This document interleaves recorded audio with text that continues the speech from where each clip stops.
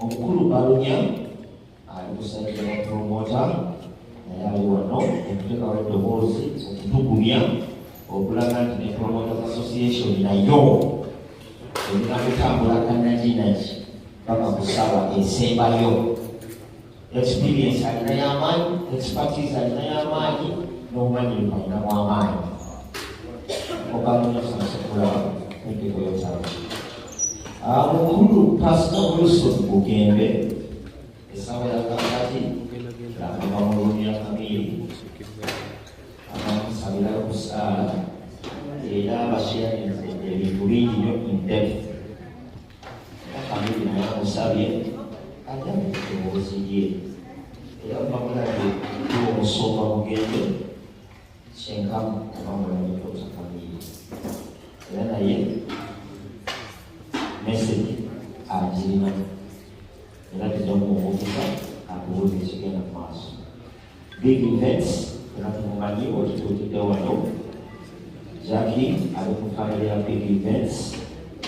Uncle Don naye ali ku lukiiko lwatambula naffe. Abamu ku sponsors Safe Border nabo bali well represented.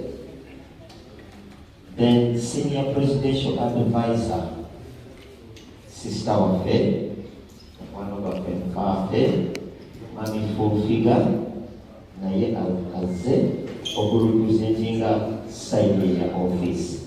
Tukimanyi nti naye omuntu ayagala nnyo industry ya Uganda agirwanirira era ateekamu nnyo embeera okulaba nti industry only needs what is right.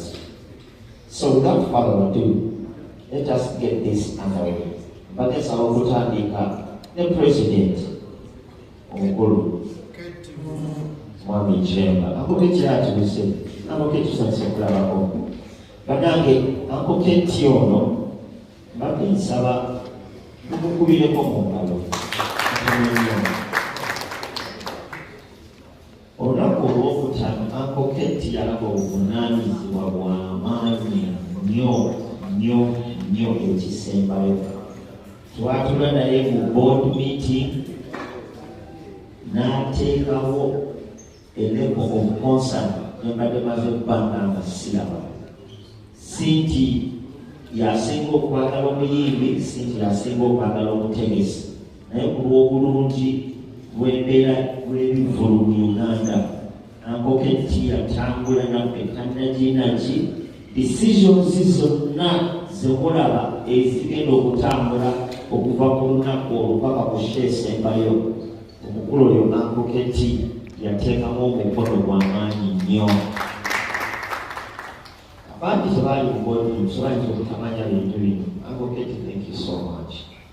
In the same way njagala okwebaza omukulu Bebe Cool yateekawo obuvunaanyizibwa bw'amaanyi nnyo n'ateekawo a certain level of concern gye twali tuludde nga tetulaba.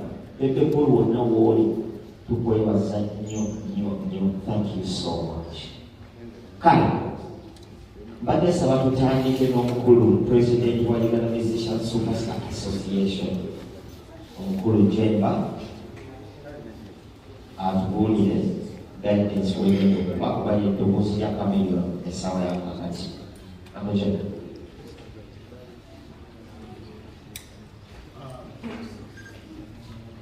Okusookera ddala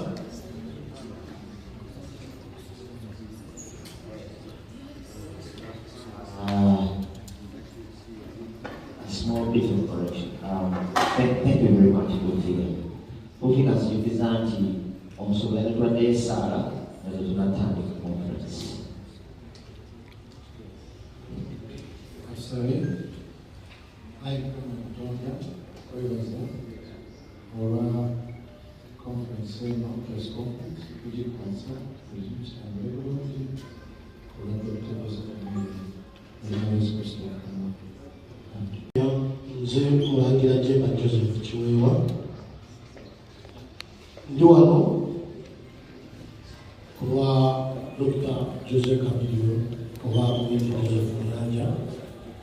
Okusookera ddala banjanjudde nga president nedda siri president ye nze chairperson wa United Music Superstars Association era mu association eyo president waffe ye Dr. Joseph Chameleone. So si president ye president ndi chairperson wabula nzize olugero lwa president. Okusookera ddala nsaba ntwala akakisakano okwebaza abantu bonna abali wano abamawulire abakulu abatulindidde mu lugere mwebale nnyo mwebabire ddala. Wabula njagala ntwale momenti eno era mbabuulire ekiri ku mutima gwa Chameleone essaawa zino kubanga kyekituufu. Ennaku ssatu okuva olwaleero okudda emabega nzisipendinze ne Joseph. Ennaku ssatu nzisipendinze ne Joseph ng'alimu okunyonnyola ebimuluma. Naye omukisa gwe tulina Joseph musajja mugumu nnyo waali. Ekyokubiri ayagala kwebaza abantu mwenna abamusindikidde obubaka obw'enjawulo nga boogera okumugumya nga boogera okulaga nti muyimiridde wamu naye. Neyebaza naawe abadde basuubira kubeera ng'asobola okufuna obubaka bwabwe mu kaseera bwe kati. Era wabadde ayogera nange ampadde olukalala lw'abantu bayagala nsooke neebaze mu maaso wano era ngenda kukikola nga wantume. Okusookera ddala Joseph yeebazizza abategesi ba eventi eno n'agamba nti baganda be mwebale nnyo mwebalire ddala ne mu kaseera we kati okubeera nga musigadde muyimiridde ku nsonga emu era nga muyimiridde nabo. Joseph Bigi agambye mugumu kyonna ekinaatambula kyonna ekijja mugenda kusigala nga muyimiridde wamu era nsanyuse nnyo olw'okulwekwata ensonga zino ng'omuntu omukulu n'okusigala ng'omuwa obubaka obumugumya n'okusigala era nagamba naawe guma naye mugumu.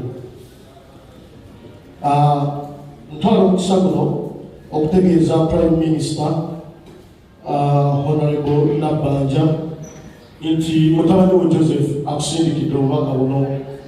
Agambye nti ye weebale nnyo obubaka we yabufunye ng'oyita ku lukomo lw'essimu okumugumya ng'omwana wo era weebalire ddala okumugumya nti ekyo kyokka kyokoze okumukubirako akasimu kyayongedde okumugumya ennyo era mugumu. Ekyokubiri nga wamusuubiza kyogenda kubeerawo stiiru nga wali osazeewo okukikola akulindiridde ng'ennaku z'omwezi 24 erugogo. Yeebazizza Katikkiro wa Buganda Charles Peter Mayiga nti Oweekitiibwa taata obubaka yabufunye obumugumya. N'agamba Katikkiro weebale nnyo weebalire ddala era n'ayitamu ggwe okwebaza Ssaabasajja Kabaka wa Buganda nti obubaka yabufunye magulu nnyondo mayanja musanyufu mwebale nnyo okuyimirira wamu naye mu kaseera we kati akazibu. Joseph yantumye neebaze omukulu Salim Salem n'agamba nti taata weebale okukubirako kasimu akamugumya mu kaseera we kati. Abadde kasuubira kintu bwekityo naye musanyufu nnyo gy'oli. Mwebale nnyo mwebalire ddala mumuwadde obuvumu ne mwongera okumulaga nti at least ggwanga mujje kitudde emitima gy'Abannayuganda bonna. Yeebazizza Sipiika Edutainment akasimu weebale nnyo weebalire ddala. Neyeebaza Maama Fiina weebale obubaka obumugumya. Yeebazizza omukulu Ham n'agamba nti weebale nnyo obubaka bw'obasindikidde mayanja obumugumya. Obubaka buno bwe twongerako si bwa ssente saagala mu interpretinge wabula bantutte obuvunaanyizibwa ne bamunoonyako ng'omuntu. Akaseera kano ndi musanyufu nti ye omu ku liisiti gy'angambye okwebaza ali wano nyaba ofulufiga liisiti eno ye nga bulaba ngisoma. Joseph antumye nkwebaza. Joseph antumye nkwebaza ofulufiga antumye nkwebaza mu bintu bibiri. Nagamba we balukuyimirira naye nga muganda. Nagamba naye we balukuyimirirawo mu bisimu byonna ebibaddewo ng'omukazi. Bigi Joseph antumye n'agamba nti yebaze full figure ku lw'abakyala bonna Bannayuganda. Full figure yayimirirawo ng'omukazi omukyala eyasooka okutwala obubaka omugumya omukyala Bigi omutegesi w'ekivulo kino. Kyatula ku mutima gwa Mayanja era ng'abakyala byonna gye muli mwebale nnyo mwewalirira full figure webale nnyo ku lw'abakyala. N'abagumya n'agamba nti full figure Mayanja agenda kupafominga ku lunaku lw'ennaku z'omwezi 24 era agenda kuyimbira bulungi bamaama. Abakyala bali eyo mujje mufune feeling ya Chameleone ng'ennaku z'omwezi 24. Full figure antumye nebaze ba President Chameleone antumye nebaze ba promoters list ngisoma wano era ndowooza ogiraba. Bapromota ba Uganda Joseph agambye mu mulazo omutima gw'abali tasuubira yamenyeeko abatono naye agambye mu mulazo omutima gw'abali tasuubira. Buli promota afuuse concerned ku nsonga eno eya Joseph. Buli promota avuddeyo n'awulira lumu obulumi. Joseph agambye bulungi guno abeebaza. Agambye neebaza obukulu Balamu. N'agamba nti Balamu yonna gy'oli. Joseph akwebazizza nnyo obubaka bw'omusindikidde. Bw'ayongedde okumugumya n'okumulaga nti mukyali wamu ng'abooluganda. Era agambye asanyuse nnyo asanyukidde ddala. Omukulu antumye neebaze Keti Kavuma taata Mayanja akusindikidde obubaka. Weebale nnyo weebalire ddala. Mayanja yantumye neebaze Abitex yonna gy'oli mukulu Abitex Mayanja asanyuse weebale nnyo okulaga omutima ogwawamu. Mayanja yantumye neebaze Bajjo events n'antuma neebaze Babunywa events n'antuma neebaze baganda be abasobodde okumuweereza obubaka ne babali tasuubira. Yeebazizza nnyo Bebe Cool olw'okubeera obumu mu mbeera eno yonna n'agamba Bebe Cool muganda omusanyufu nnyo olw'ekyo. N'atuma obubaka buno obw'enjawulo n'agamba yabadde surprised okulaba muganda we Bobi Wine ng'amusindikira obubaka obumugumya mu mbeera eno. Ssebo Honorable Robert Kyagulanyi muganda wo asanyuse era n'antuma akwebaze muneebaze ey'enjawulo. Weebale nnyo okuma obubaka obumugumya.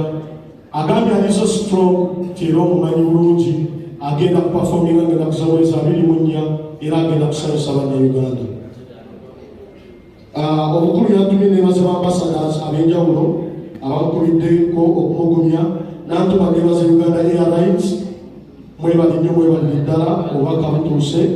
N'antuma mu kamera neebaze mukulu w'Ekofi Olomido olw'obubaka lwe yamusindikidde. Yeebazizza abawagizi n'agamba nti mwebale nnyo mwebalire ddala omukwano gwe mumulaga. Mwebale nnyo olw'okuvaayo okubeera konsayindi ku nsonga eno era n'antuma n'agamba nti abasuubiza nti ku luno Katonda ali wamu naffe era agenda kubeerawo ng'ennaku z'omwezi 24 era n'asaba abategeeze nti ku puroguramu eyali ekoleddwa yayongeddeko ennyimba 10 ez'enjawulo. N'olwekyo agenda kubeerawo nnyo mu bulinde ng'ennaku z'omwezi 24. Joseph yantumye neebaza management eya Lugogo nti mwebale nnyo okuyimirira awamu nabo mubange ow'ekitalo ne mukkiriza okufuna deeti endala olw'embeera eyaliwo. N'agamba musanyufu nnyo gye muli mwebale nnyo mwebalire ddala. Asembayo yantumye neebaze Genti Promotions okugeza mu Sudan obubaka bw'okumugumya bwatuuse. Weebale nnyo weebalire ddala. N'olwekyo baganda bange Mayanja si mulwadde mulamu bulungi. Mayanja ali wiiki mugumu era alina amaanyi mangi. Wabula Mayanja wabula Bigi bakuwumbawumba. mukitegeera bulungi balamu bulungi naye bakola ki bakumbawumba buli mukwano gwe tubalaga buli mukwano gwe tusazeewo okubalaga ng'abannayuganda gwe guli mu kwongera okuba w'amaanyi n'olwekyo mbeebaza olw'olunaku lwa leero kuba Joseph Mayanja era nensaba mweyongere okubeera awamu naye ng'ennaku z'omwezi 24 omwezi guno mujje bangi bannayuganda yonna gye muli mujje bangi tubeere okulwa Mayanja ne big events ebigogo ng'ennaku z'omwezi 24 abagula tiketi zammwe Mayanja abagambye yasabise nnyo olunaku lwajjo olw'omuwagizi yamuleetedde tiketi ye ng'alina n'amugamba yiino muwaleti n'agijjayo n'agimulaga n'ayongera okumugamba nti gikuume abaziina n'abasaba mu gikuume bulungi ng'ennaku z'omwezi 24 mujje ne tiketi zammwe ezo tweyanza ne tweyanzenge esigadde nze chairman Jenda Joseph.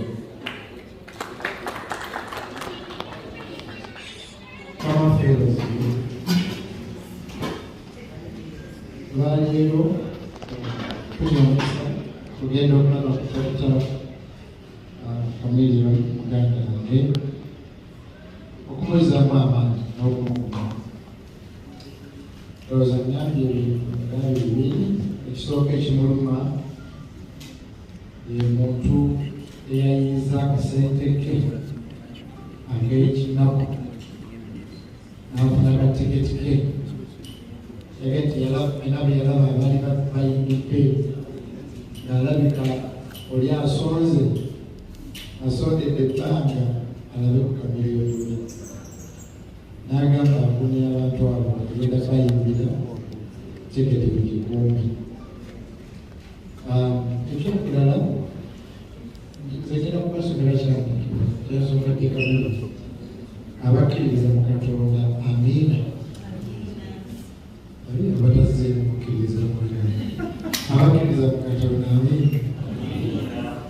Yakobo omubiri count it all joy, my brothers, when you meet tests and trials, for you know that the testing of your faith produces steadfastness. Temusabukenge nnyo okumufuna ebigezo kuba mu bigezo ebyo ate mwe muva ebirungi. Abantu bamuwa nnyo buli kimu okukiwa sitaani naye olumu Katonda atugezesa era mbadde nnyumiza muganda ng'olwo ngambadde Dr. Chameleone. Ndowooza Chameleone simanyi oba munakkiriziganya nambalume wandika eti nze ndowooza Chameleone twetugenda okulaba emyaka 3 emirala yazaalibwa nga 10. I think he's rebuilt. I think this test ekigezo kyayiseemu fenna abali wano twalibisa ebigezo biyitamu you either become bitter or better. I think we are going to have a better Chameleone. I think balenyumiza dagi omatoka naye nti mulaba radio singa radio yasurviving ekintu ekyo twali tugenda kubeera ne radio emyaka 30. Kati zirowooza nti ekigezo Chameleone kyayiseemu ate ye Chameleone omupya Uganda, Africa, East Africa, all over the world tugenda kulaba the next 30 years nenga zonna zizaalibwanga 10. Justin Saba Enabasabi tusabira Chameleone. I believe 24 will even be bigger. Chameleone yagambye nti obonabona abasalwa ate ye yasembayo kubakola loosi agaye nti Fenoni emizindaalo bigi sente ze actually nti asooka okuluma yoyo omuntu ng'atunda kasooli oba avuga bawuda asonda akasente alabe Chameleone agayo yeyasinga okusala n'azaako Fenoni n'azaako bigi agaye asemba naye kuba ye ayimba ki however ekigambo Chameleone kyannambye kyempulira nga kikulu nnyo ekimaze okusaba agambye pasita nzikiriza 24 is now more popular than even 10. So tukkiriza Katonda era ne Chameleone basita bwe bafuna embeera bweti kigumya oyo omuntu ali mu kayumba ke agamba ye ng'ensenyize nnyo okunogamenti neno olaba tusobola okuyitawo abo nawe okuyitawo. So Chameleone, Biggie, Fenon ne tiimu yonna nzikiriza Chameleone bwe tugenda okufuna emyaka 3 egiddako Katonda yakutegese nga 10 because bagamba what doesn't kill you makes you strong. So nsaba 24 tujje tulage Chameleone okwagala ndowooza conference ng'eggwa n'abakulembera mu ssaala netugiziganya wamu and then they will be come out.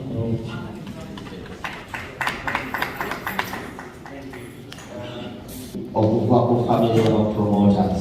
Njagala tuwanirizeko muganda waffe Uncle Bajjo naye ateekaseeko. Uncle Bajjo, thank you so much. Tuweereza nnyo. Weebale kukatika dakiika mu mabindo gano otwegattako. Thank you. Okay, neyanziza omutesesi w'ekiiko bino. Amanya gamuzeetuma balimo era nze Sekama wa National Promoters Association, ekibiina ekitwala omuligo buli mu ggwanga ate nga biginga ekiro olugenda waggulu.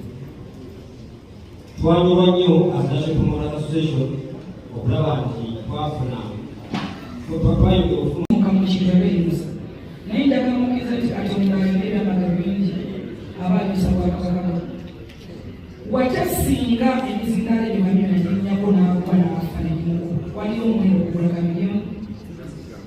How much money? Singa yayimba negigwira abantu abali batuddewo nebafanga abo baatawo bigibeti singa zonna tulina okusomoza mu indasitule yaffe. Waliwo ebyajja bibeerawo Mukama n'atuyamba ebintu bigenda naye nsaba tube n'obumu ne media ne music oba bakita entertainment shows. Njagala okubategeeza nti stage ya Chameleone yagwa ku Lwokutaano naye eya Paapa yagwa ku Lwamukaaga Ekkongo. Chameleone yali ati nakiriwo olumba omwana yaffe eddoba bitomubaani omutadde omwage platform agamba Chameleone yamubeera tulemereddwa okukola ebintu ebitwala eggwanga lyaffe mu maaso n'okweyagaliza nga bannayuganda. Abasajja abekule bali kintu kyebatusinza n'eki batusinzemu okufumiitiriza. That's why bagamba nti satisfied foundation reality mugala okugeza reality.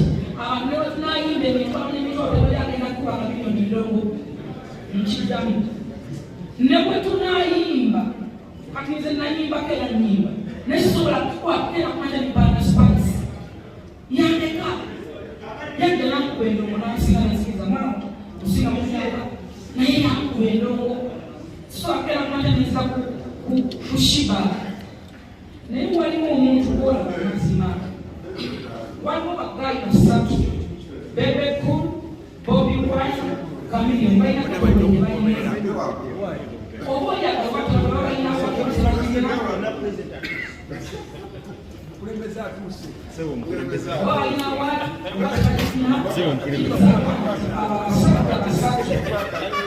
balina ettaka myaka gyammwe nga bwalabatanaobalinabanatofu waliwo bamadoksi tolisanga Chameleone ngaawala pemadoksi tolisanga Chameleone ngaawala pematofu tolisanga Chameleone ngaakuma chance nabubega tolisanga Chameleone ngaakuma sabaka because amanyi bamuterawo omukululo neyegomba music which is naffe oba nammo Chameleone bataddemu omukululo nemwegomba music nemuyigira industry. Respect the regents. No? Abantu abo balina challenge batugattako. Chameleone y'omu ku bantu abasobola okukola embaka oba okuzimbaganya ekiterekazi n'omulimi osobola ozimbaganya. Olulimi osobola owaseembaka ng'olinamu. Muleke mu respect bwatu mwagala tetukulidde mu Buganda. Kizibu nnyo omuntu okusanyukira omuntu ng'emaali etokomoka. Kyanaku omuntu watu mwagala bw'afiirwa abantu abasinga bakagala basooka n'emutaana ne bagenda bazinga ne bamala okuzika bagenda bakuba kuleekote naye omuntu okufaayo okwolega bannange ebintu nammwe abakola music entertainment oba music mugiyitewo makuno kitani Music shows. Music shows. At least mu reality nga ekintu ekibeerawo olina mwokirabira nogaba this time omukyagenda okwogera tikigenda gatako mutime because nange nja ku music entertainment nja ku music show because ffe tubawa music tubawa content musobola kusasula proteins tubawa content muteka ku channel zammwe esobola mumubeera tetugenda kuyimba musinga kamilioni tewali muwendo ogula kamilioni biga ali mumaziga yafiiriddwa millions esukka mu kusanvu mumeka kubanga tegese ebintu babimanyi nabagerekako omwami keti musakavuna because nze kunzikirizaamu manyi kyali manyi era siwayi mubagamba nti yabaagale pulezidenti w'abayimbi muganzi no njogerera abayimbi nze bimanyi yange oba okutegera kwange ekikibaita abayimbi bwetuteddeko oba bwemutamanyi bapromota kyebayitamu nsaba opromota bano bekyangeko omumakisikwayawo bagalutegeka abayimbi nsaba bapromota bayingako wande bajjo yaleeta statimenta ninungi bibakweyayo obusungu bwe nemugimusa amaaso era kwentugamba wagenda kupipika kweyagalakuo naye mwamwine emyaka omusajja oli alina kyayitamu tekutasobola kumanya ketimusa mwana wana ngakuba ekivulu kikuteza nnaku bbiri n'atuuka ekyogera tyakwana wakwange nekyenyo nakyongerayo temumanyi kye bayitamu balina amabwa omuntu agatijagala miliyoni 2 njagala 10 ate ne baperegesira ne bafuuka purogulemu bawona ne bafuuka ekizibu ne basobola okukwata meeza nze mpemeza namama wange mpemeza nasisa wange polisi abayimbi betudde ku tebo ne bapromoters ne bayoutuber n'abativi abakola entertainment shows mususa okuyeregerera abayimbi banafuya mususa okuyeregerera abapromoters kale mukwano gwange oli promota mupya naye alina sente zakola milioni 3 n'ateeka mu devika oli ekyokuki n'aziteeka mu lutalo tomanyi kikyayitamu tomanyi aliwo atya mulaba abantu nga bagala okulwanira ku bivulu ngaempisa zibaweddemi mwe mulowooza nti gyebabiki kubanga kuolisere omukulu n'abadde asoma yesinaakamiyoni bagenagera abadde asoma mu bwaka bwafunye okuva n'ababiri wa uganda wakuse ekuyimbi wakuse epromota kitegeeza ye ebimunyiga bingi ebimunyiga ebingi otanafuna bimunyiga biwundu nga promota abeezawoki promota yeetikka obuvunanyizibwa okuva lwagamba nti omuzimbi ono muyingidde paka bamala ekivulu nga gwafuna binimane ofudewo so tuiswatinga omulimu gwaffe mbagamba ekigambo kimu twagala uganda ngensi yaffe ne bannayuganda tulekeraawo okunafuya abaana abagata ku nsi yaffe tulekeraawo okunafuya abaana abeewadde emwana gakeezo n'avaana agenda bagamba tugeze mu prime awards abamu musosera kuziwulira nti byezirimu abamu bazuulirwa keezo naye n'ovaayo kunafuya okugendayo obugenzi okubeera nomini ekitoka kyokka kirina okukiraka uganda naye kumunamawulire ndaba wayutuba wekuba keezo togenda kufuka mukwasira bakulimaika mwalaba ekintu kimana uganda singa tuteeka uganda ku mutima notutandika okwegemeibwa tugenda kulanga ebitusinga bitwagala naye tuisinga mukyali wokka twekomeredde emisumaali tekitekamikakale asobola okutuusa enseeru nga tawaddeyo mwana we naye neyesu mwana dda tumumwita omubbi w'embaawo banange ekwamamanisuula kugamba olina namba oli ku tiktok oli ku youtube channel yo okola ku tv one day one time ogenda givaako ofesinga kamilioni ogenda kuva ku tv ofesinga spiceland nga tutosala mugako itaala so nsaba omukubeerewo mu entertainment shows ku tv tugereko okwerumirirwa tewali yatukira singa tubatukira yesu eyandize naye tumanye ennaku yaffe yesu ekyanduka yesu bali basobola okukomya nakafa bali basobola okunatalakusamate era asobola okusiroka okwitekumuikwa era asobola okwemululawo nawota naye yakizaffe tubeere buso ebigambo ebyo ebibeera bingi naye tugenda kuba bitono naye ankoti nga mumwina obuzimu nkotinga kubintu erenze tesinakwera mu Kitufu jeno.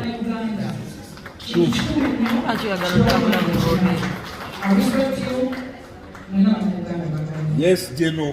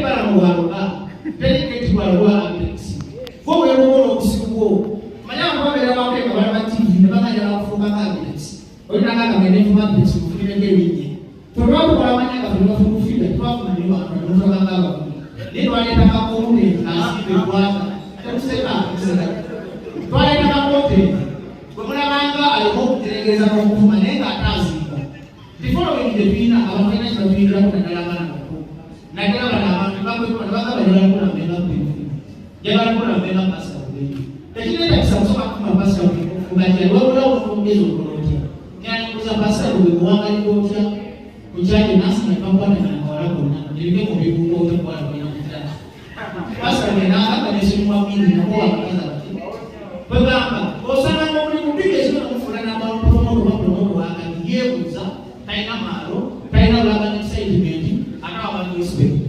Today we are coming. Manaika tunena bega indani kuja kujibu. Mama anaambia mama. Tunena bega indani. Mama program na product ndio tuna. Tokena kana bega ya masiku. Amampa ale chungu. Jana hapa kuna kwa na kuna manda.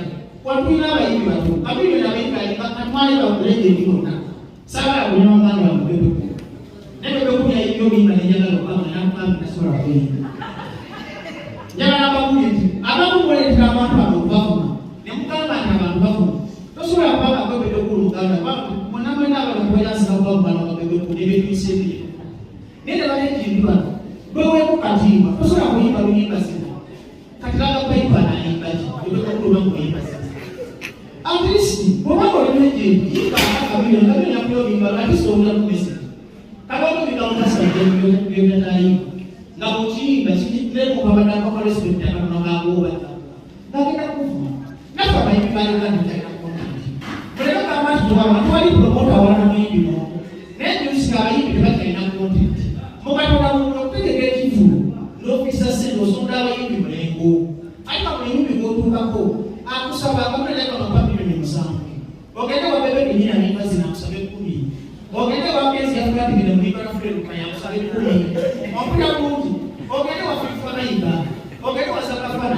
Tebiti alimba ngi twasanga mzee kafanya sese bata na mzee masute ngosoro kwa abayiba bile na kino sase ndi sawa sawa tufuneni na tufuneni abayibi basoka ndio baproviding content ali sana kitu kata kufuta kuja content abayibi mwana kusudi mjana jambo hili bata mafumanyo kati kabili ndio mwana ya sibe na ameni kwa yako bata kabili ndio kutama baada kuimba pia kabili ndio kutama kabili ndio yingeji kabilo ni okumenya lwe saba mwana kwanza ile kitu ya keka mtuwa kwa nini nenda kabilo ingeendeza je kintafumbira wana kabilo ya maneno libo rusima wa kintafoleva ngauda kirenda tizebio leje ngauda kuni na mwana kuni yakuye kwamba mjora mwenye akuni na nakuja kakona nakuja kwa mungu aloke uli nakuja kina mfano wa bebe kuangala nyoneo kwa ile chane kwa hiyo tunataka kubanga ngala kwa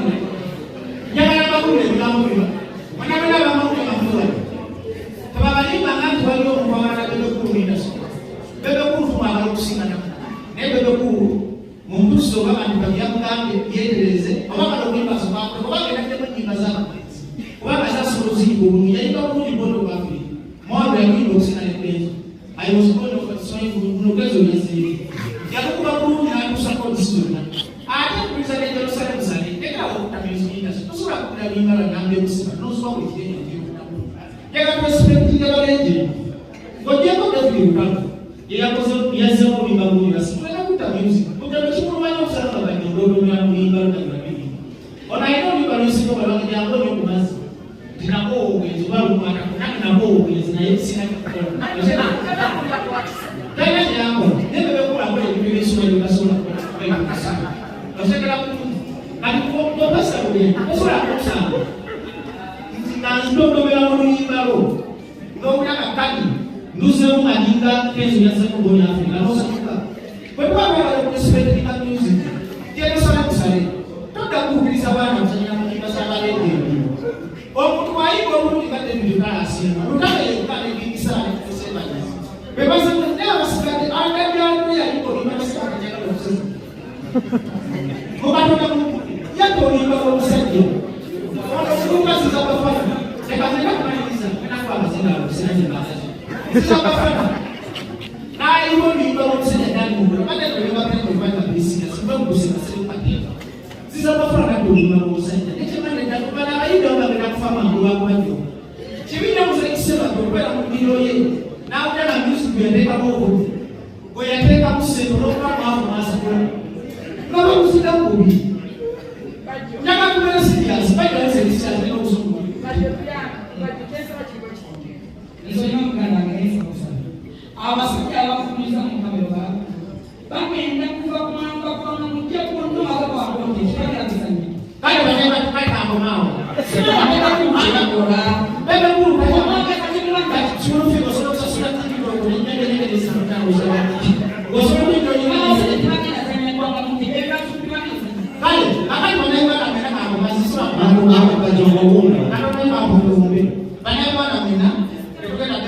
ya mukivumbuye kubanga miliyoni muyindi bwoba yagala bayimba yabafulanti ngagenda nobanga yagala kufuna sanya obanga nakola bamusi mubambeera obanga yagala kulaba ddala abantu bayimba nabyo zimuwoleza zanenikope naye babiri nayimba enaddala bamunayigola ngaolina ennyonda ya biziba kunonoto katuddeko omulimi wange kuno obanga kwalishege nakuddamu omulimanga yakabiri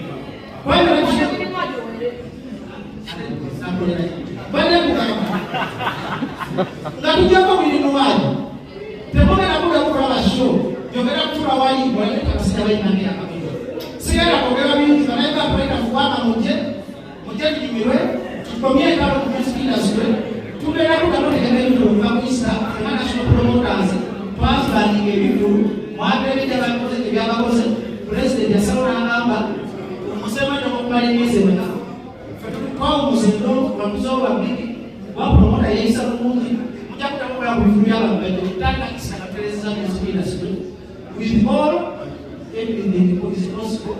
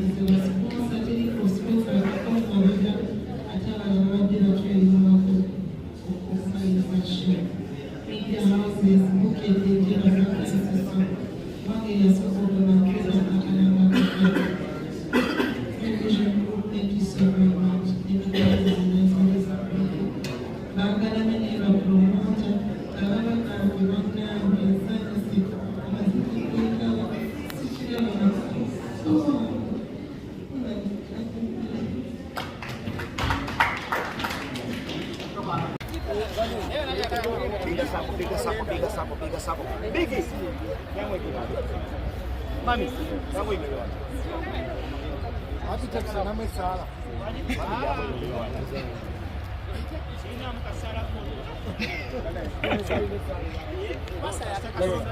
Request. Stable ni ofaji. wakwata mwili ile wa muwala we umatulule kamera abi show ya yes I want show ya with me yes this you know what I mean this one thank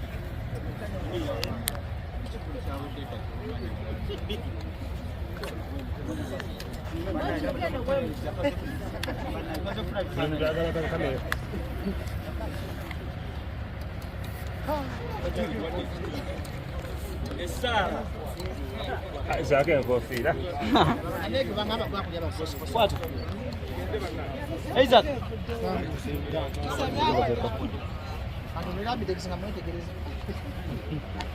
Coffee ya zako. Kama na wako zote. Kasina sawa. Sawa. Jambo ya kufiga. Ya government. Watoto webaze katonda. Kubanga stage bakubya. Chameleone. Alipo stage. Negwira abantu. That would be one.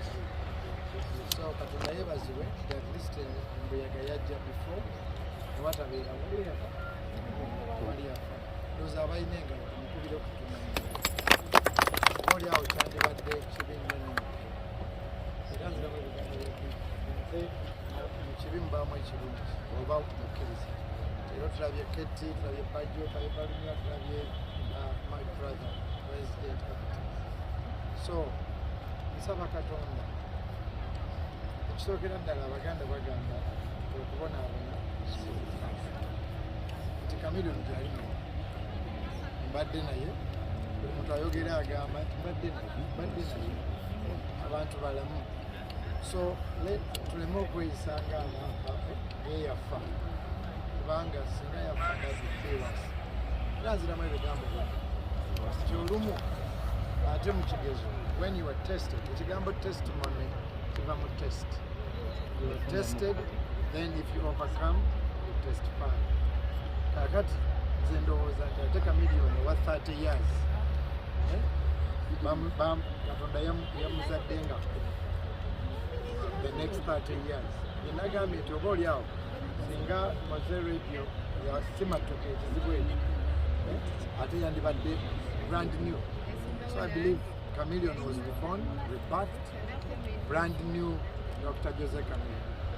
Tujja mulaba nga kadde mugambi nti bw'okwotakota mwebira ne mukatebe ekirala njala okuddamu ebigambo bya Dr. Chameleone agai pastor ngenda kuba abantu nga 24 as a musician you understand his feeling katusabe ayi katonda omuyinza buli kintu can we make a change let's make a change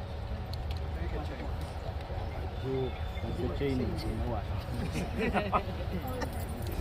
let's hold hands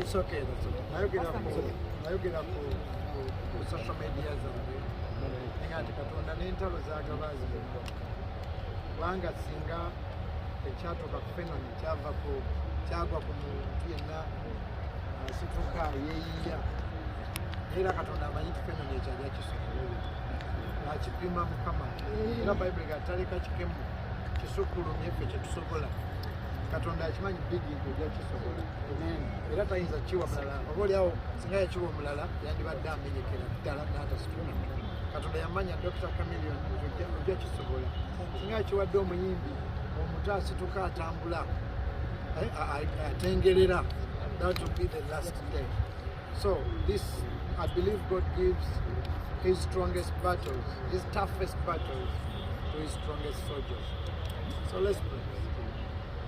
Ayi katonda omuyinza buli kintu olwaleero bigi Dr. Chameleone tiimu ye bandiyise basamize wano ne beejaga ne bakola bino naye tebaayise basamize bagambye tujje tusabe katonda wa pipo era nga mukama nzijukira ebigambo Kamere byangambye nti bwe yali omuto yajja erugogo wano Dr. Osmond yava mu America in 1986 ne babasabira ye ne maama n'ayogera nti taata we yajjawo yakubanga endongo taata we yakubanga endongo mu bbanga ye n'omukoma ku mukono n'akomercializing endongo ayi mukama tukusabe sitaani yenna n'emizimu gye tusabye takomewo.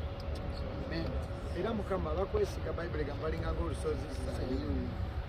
Era Bayibuli egamba mu Isaaya 5:17 nti eri abaana bange teri kyakulwanyisa ekiweesebwa gye bali ekinalaba omukisa. Era Mukama nga nkujjukiza ebigambo Chameleone byangambye ku makya nti ndabeka ng'omulala omuyala batamubirivu yagaisisa milango sigenda nkowa sitani. Ayi Katonda nkusaba Chameleone nga bwakwesize, nga Bigi bwakwesize, nga Fenoni bwakwesize, ne bataleeta balogo basamizeeko ekyengero kubanga esaala obutadde bwamu tekifuula ku Katonda omunafu nti bwana. He still remains small and weak gods. Era tukwebaza nti Chameleone ne banne Chameleone yasabye yajja ngambe nti mugende mu kisaawe era tukusaba Mukama nga biri mu nnya n'embalala n'eruweero n'emasaka buli gye banaagenda obawerekera. Mukama tusabye abantu abandize babeere ddala. Tusabye ekibuga ekyo Paul gwabeera akuuma gwabawanirira ebire n'enjuba. Ayi Katonda teri akusinga maanyi, teriiyo muntu w'amaanyi oba Katonda w'amaanyi okusinga ggwe eyatuwa omwana we Yesu Kristo. Ayi Mukama tusazaamu buli kabi, tusazaamu buli ttogo, tusazaamu buli sitaani tubimaliramu amaanyi.